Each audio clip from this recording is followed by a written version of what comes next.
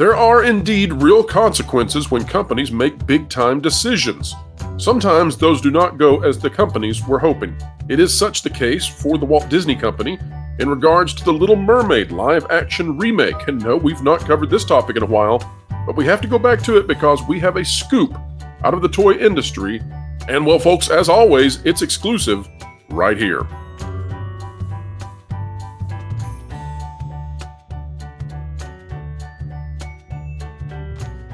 All right, welcome back, ladies and gentlemen, to another video of excellence here on the WDW Pro channel. What a joy it is that you have decided to join us. We endeavor to make it worth your time. Joining me to do so today is Lorena Creole, back on the channel yet again. Welcome. Oh, glad to be here, and thank you so much. Absolutely. Now, we are going into a topic which some might consider to be slightly controversial. I think at this point it's really not so much. But we begin out of an article from Collider. As we do so, folks, if you like content like this, consider clicking the like button, share, subscribe, and when you click it, you stick it to the algorithms. It is indeed that little notification bell. But out of Collider, it says, and this by Shane Romanchik, The Little Mermaid makes a splash with San Diego Comic-Con exclusive Funko Pop. The Disney live-action remake is still swimming high in theaters. Well, not really. There have been so many great family adventures that have graced the big screen so far this summer. However, none have been as iconic or culturally impactful as Disney's live-action remake of The Little Mermaid. Oh, you gotta love Collider. The Rob Marshall-directed film starring Halle Bailey as the classic Disney princess has made a big splash at the box office since its release in late May. There was so much marketing and merchandising unveiled leading up to the remake's debut. Yes, there was. Now, just when you thought the waters were calm, Funko has taken Disney fans under the sea one last time. One last time? One last time. With a new Ariel San Diego Comic-Con exclusive pop. The Comic-Con figure sees Ariel in her mermaid form swimming on a clear stand. While we'd received a whole Funko Pop line for Little Mermaid, this is the first time we have gotten a normal mermaid Ariel pop. The princess's previous two remake pops were of Ariel in her human form and infamous blue dress, as well as a premium pop of mermaid Ariel surrounded by her friends Flounder, Sebastian, and Scuttle, all of them terrifying except for her. The other pops in the film's line included Ariel's father King Triton and the villainous Ursula the Sea Witch. And if we scroll way down here, you can see a picture of the Funko Pop that's going to be exclusive. And apparently, it's the last one. Now, Lorena, what we've got is some information that's come out of the toy industry from a very high-level source. Some have heard us discuss this source before, called Deep Toy. That's the name that Valiant Renegade has given this source, humorously. But here's the message that I've got from Deep Toy regarding the Little Mermaid live-action remake merchandise. It says, Disney and partners have not publicly switched yet in regards to turning off the merchandise because there's simply too much inventory still at retail. They do not want to begin the markdown. The license holders that I know, of course, have ceased supporting new Ariel with product. Fortunately, they never made that much to begin with because they felt there were some issues here. However, beyond what I have seen, others are dropping it as well. There are also financial compromises with Disney that are going to begin to support those markdowns. The gymnastics that Disney is going through to not present new Ariel as a failure is quite impressive. And partially that has to do with the fact that, remember, there is still a race-swapped Snow White coming and licensed merch to go along with it. From the little bit that we know, I'll skip this part.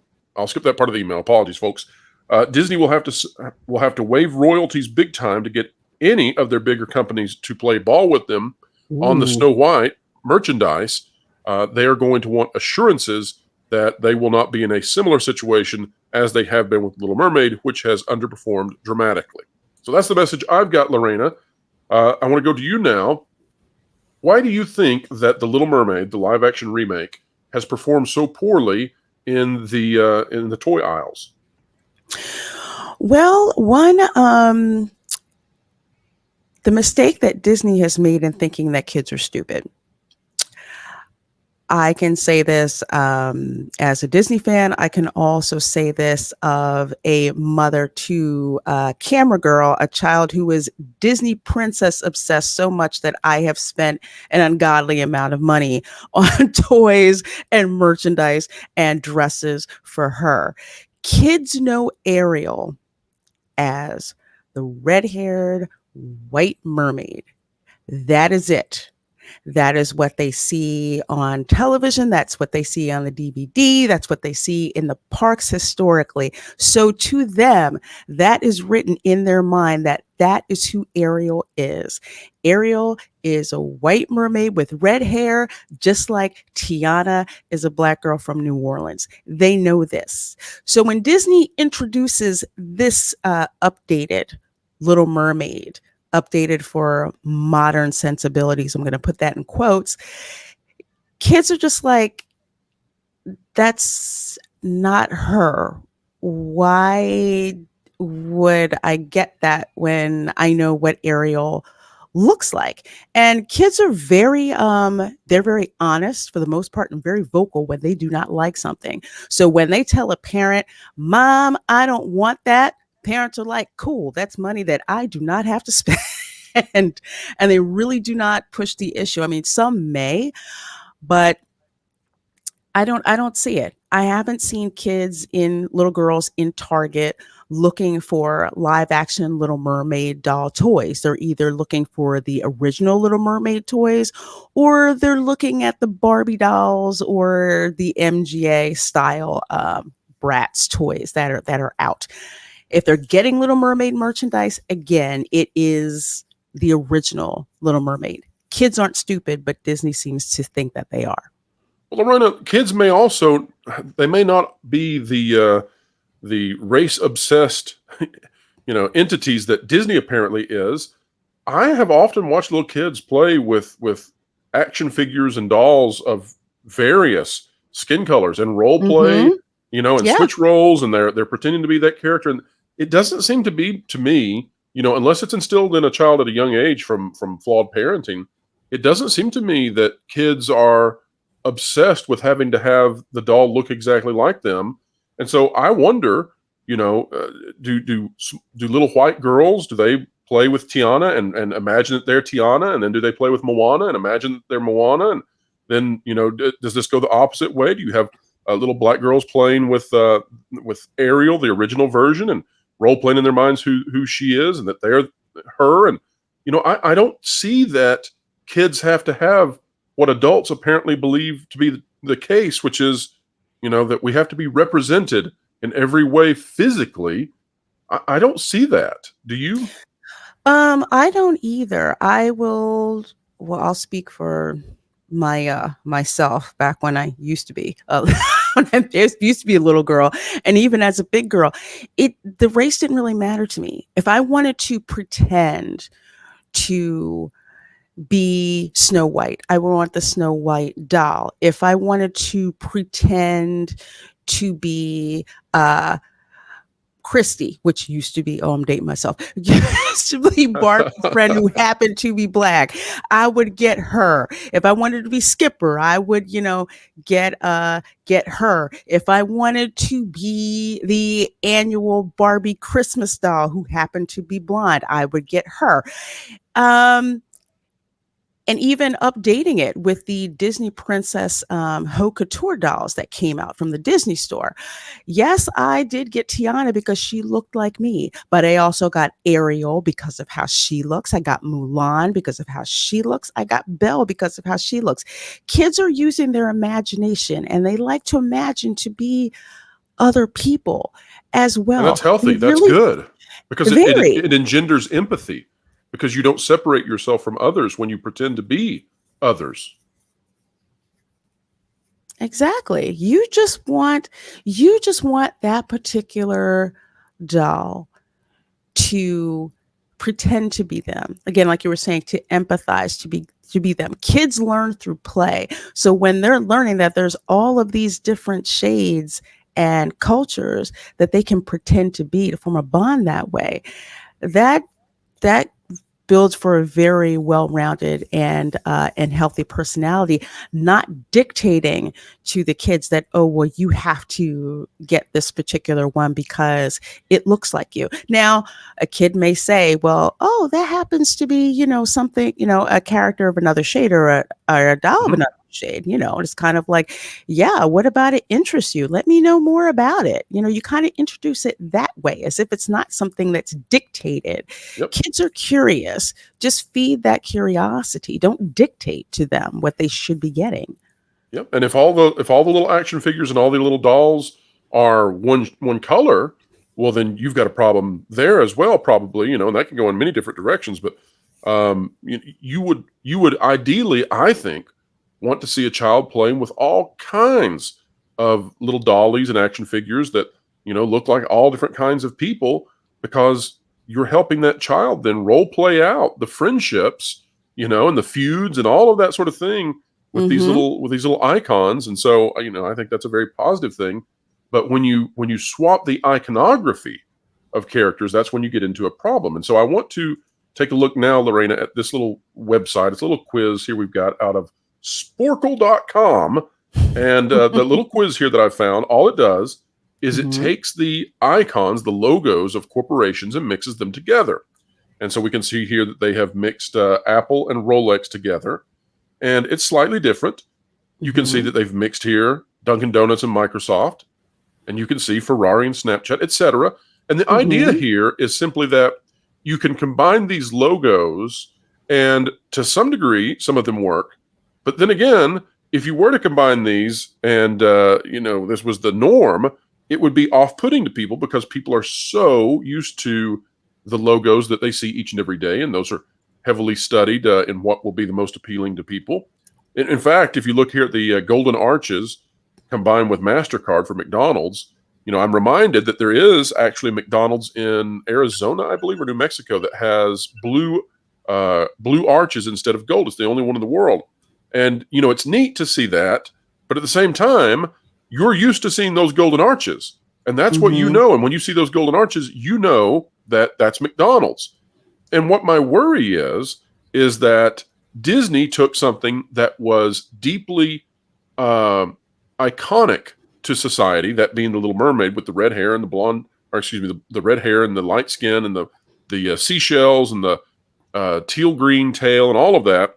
They took something that was iconic and that resonated due to its iconography, and then they made the change, the shift, but they made it based on race. Now, what they could have done is they could have changed her hair.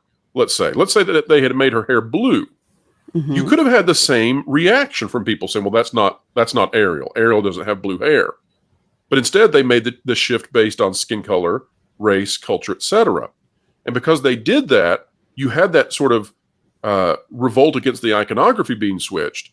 But then it was embedded into a moral issue then that doesn't exist separate from the skin issue. And so I think that was really a huge mistake on Disney's part. I don't know if they did that on purpose, if they really thought about that.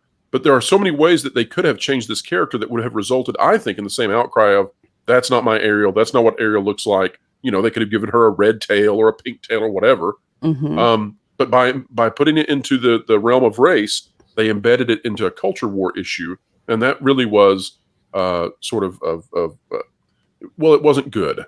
and clearly we can see that now based on the fact that we're hearing out of the toy industry that they're canceling all the future merchandise, except for, Lorena, and I want your take on this, except for the Disney Junior show that they're still going forward with Little Mermaid. They apparently will do some minor merchandising support for that.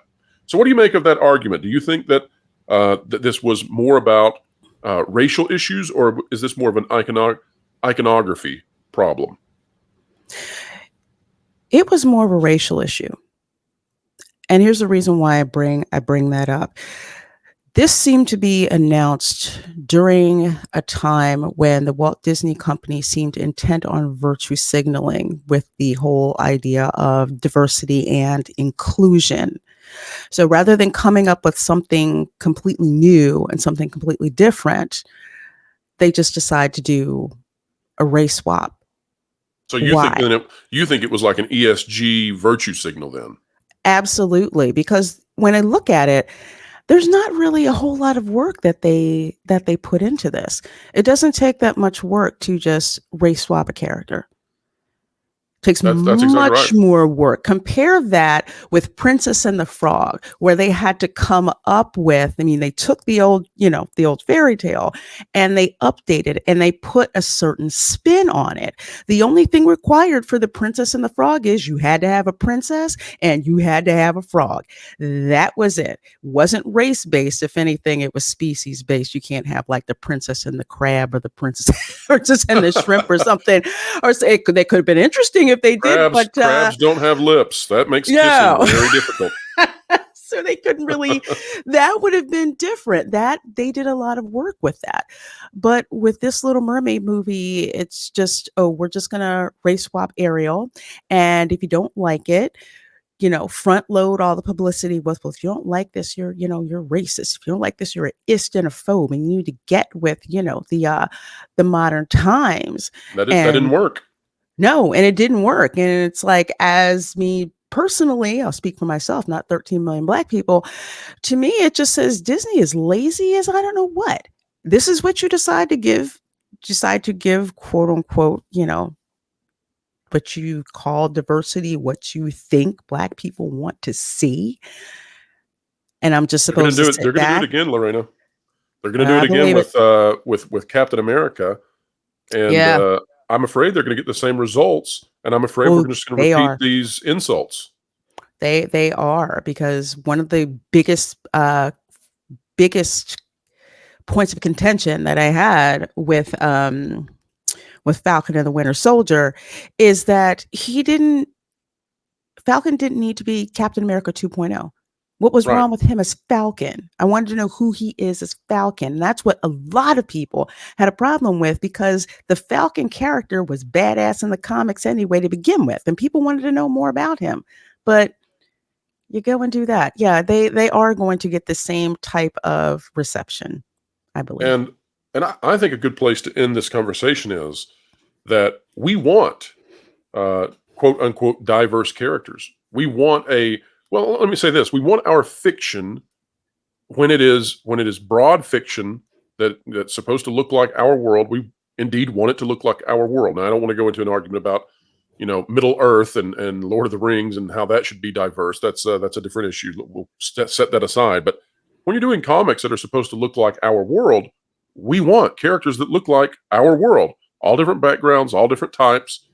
At the same time, we don't want a situation where all the white characters get the first dibs on the superhero mantles, and then they're hand-me-downs to the next, a few months or a few issues later, or the next movies, they're hand-me-downs to the minority characters, quote unquote. Mm-hmm. I don't think that's a good solution. I want every character of every background to be given original stories and to have starting points that are very interesting. That's what I want. I want the same amount of effort and time put into this. I don't like the hand-me-down idea. Absolutely agreed. Do the work. Respect the character. Don't just do the sloppy seconds. We don't want sloppy seconds here. No. Well, prime rib served on China. That's what we want. That's right. And that's what we intend to give the folks here who tune in each and every day to this channel. Prime rib, that's what you deserve, not sloppy seconds. And folks, if you like those prime ribs we intend to deliver, consider clicking the like button, share, subscribe, and when you click it, you stick it to the algorithms. It is the notification bell. All right, and Lorena, where can we find you on this great, big, beautiful web out there? Well, folks, you can find me on Instagram, you can find me on Twitter, and of course, you can find me on YouTube, where I do various videos and live streams about pop culture analysis, sci-fi, anime, and of course, theme park streams and videos for the Orlando area theme parks. And thank you so much, as always, for having me. Absolutely great content. I'm subscribed, and, well, perhaps you should be too. If you were watching this video at the time of release, well, Eric July is about to join us on the Pro Show live.